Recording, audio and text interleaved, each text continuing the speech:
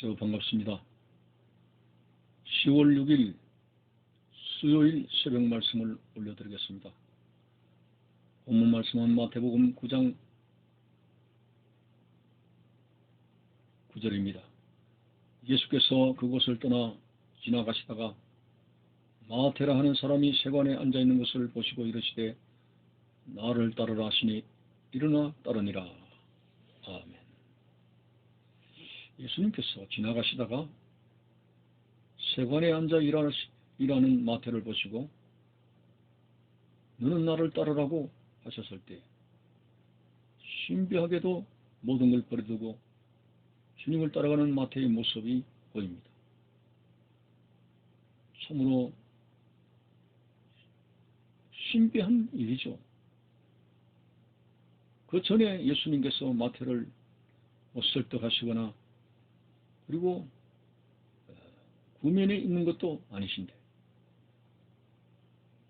생전 처음으로 마태에게는 처음으로 예수님을 대하시는 것일 텐데 물론 수소문으로 듣게 되는 것이 있겠습니다만 어쨌든 나를 따르라 한마디 말씀에 어떻게 해서 저렇게 모든 걸 버려두고 주님을 따라갈 수 있는 것인가? 이것에 대해서는 두 가지로 생각이 되어집니다. 주님의 말씀은 하나님의 아들로서의 권세와 권능이 있다고 하는 것입니다. 예수님께서 말씀하셨을 때에 이루어지지 않은 것이 있습니까? 갈릴리 바다에 바람과 파도를 꾸짖어 섰을 때에 제자들이 놀랐습니다. 이분이 도대체 누구시길래 바람과 바다도 말씀한 적 순종하는가? 바람과 바다도 순종을 했습니다. 지난 새벽에 제 사함을 선포하시는 말씀, 일어나 걸어가라는 말씀대로 다 되었습니다. 심지어는 요한복음에 죽은 지 나흘이나 된 나사로 썩어서 냄새가 나는 성장 앞에다가 나사로에 나오느라고 하셨을 때 그 나사로가 걸어서 나오는 부활의 역사가 일어나게 되었습니다.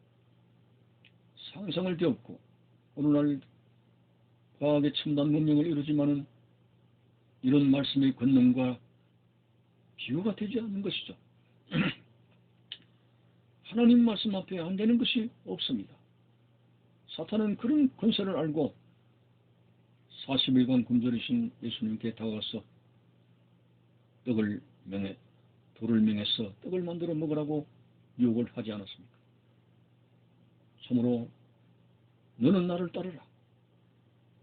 인간적으로는 당신은 누구세요? 내 직급을 어떻게 버리라고요?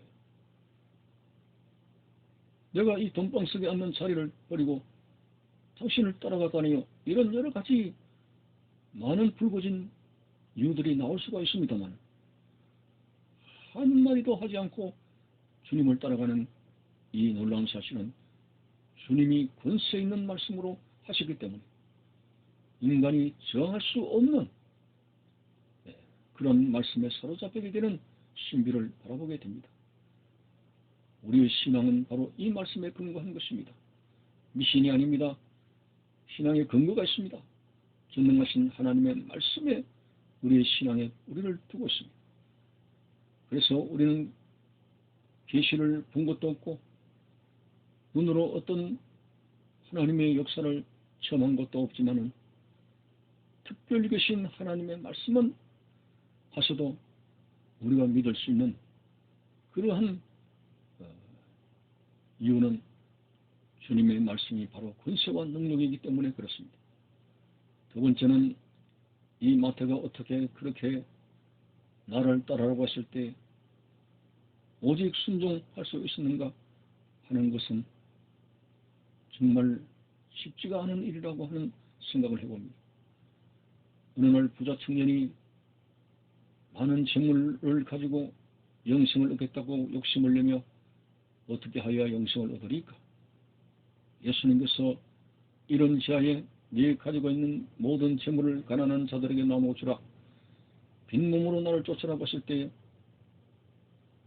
그 부자 청년은 근심을 하며 주님을 떠나가게 되었습니다.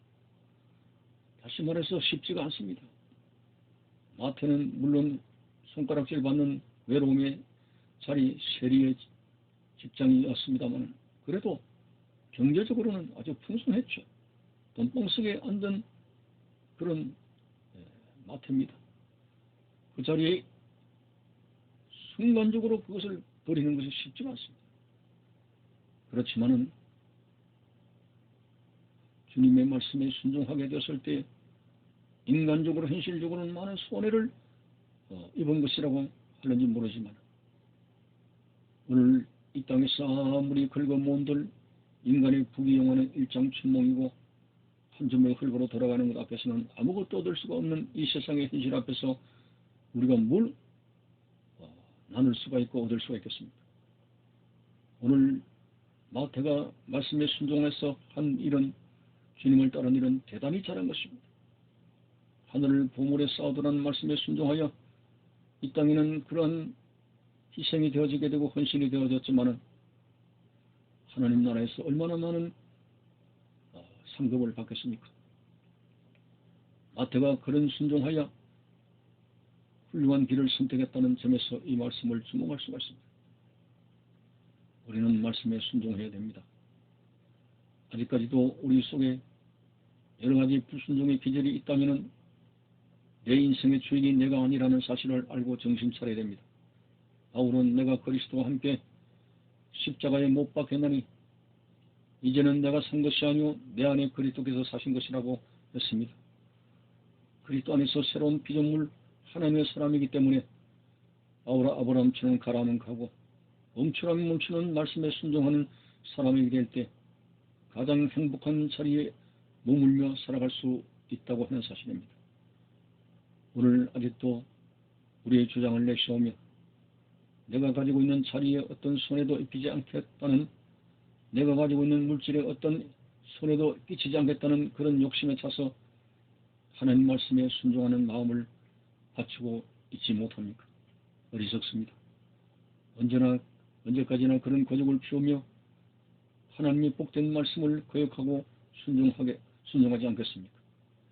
하나님의 말씀 앞에 순종하는 것이 우리에게 귀한 복이 되고 그것이 하나님의 은혜를 받을 수 있는 통로라고 하는 사실을 잊어서는 안 됩니다.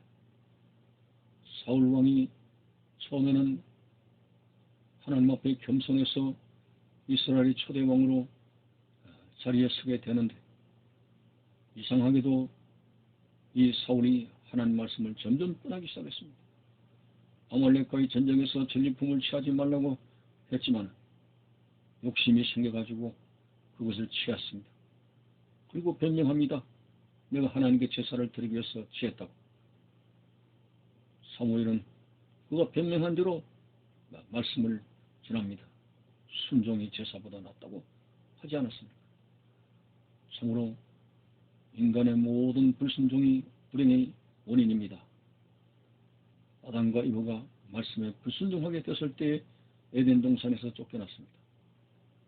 순종하는 것이 바로 복된 삶의 통로가 됩니다. 신명기서의 28장에 말씀을 순종하면 들어가도 복을 받고 나가도 복을 받고 순종의 말씀의 원리를 우리에게 가르치고 있지 않습니까?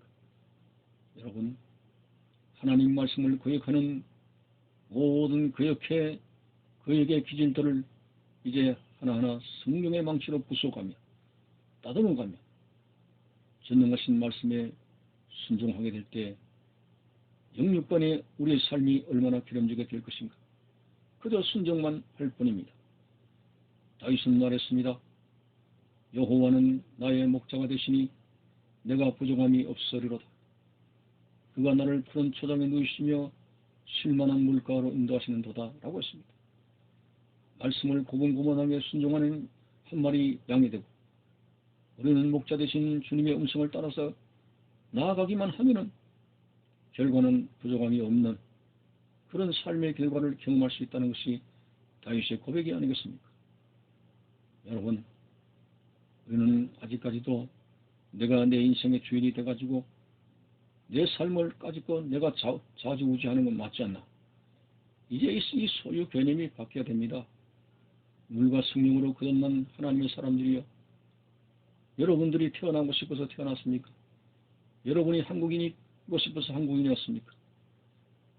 여러분들을 근원적으로 창조하신 분은 하나님이시고 생명 그 자체의 주인은 하나님이십니다. 여러분 것은 아무것도 없습니다. 여러분이 생명의 주인이라면 영원히 살아야 되겠죠. 영원히 살고 싶으니까요. 그렇지만 그대로 되지 않습니다. 생명의 주인 되신 하나님께서 우리의 호흡을 거두어 가실 때에 우리는 모든 걸 버려두고 떠나야 됩니다. 그러므로 인생의 주인은 하나님이시라는 것입니다. 그래서 당연히 주인 대신 하나님 말씀에 순종하게 되는 것이 우리의 인생에 살아가는 근본 도리라고 하는 사실을 여러분들이 잊어서는 안 됩니다. 주여, 오늘 이 마태처럼 나를 따르라 하셨을 때 모든 걸 버려두고 주님을 따라가는 그 훌륭한 순종의 모습을 우리도 따라가게 해주시고, 불순종하는 기질이 죽어져서 날마다 순종하는 삶이 되게 해달라는 도전과 기도 속에 변화를 이루시기를 바라는 것입니다. 감사합니다.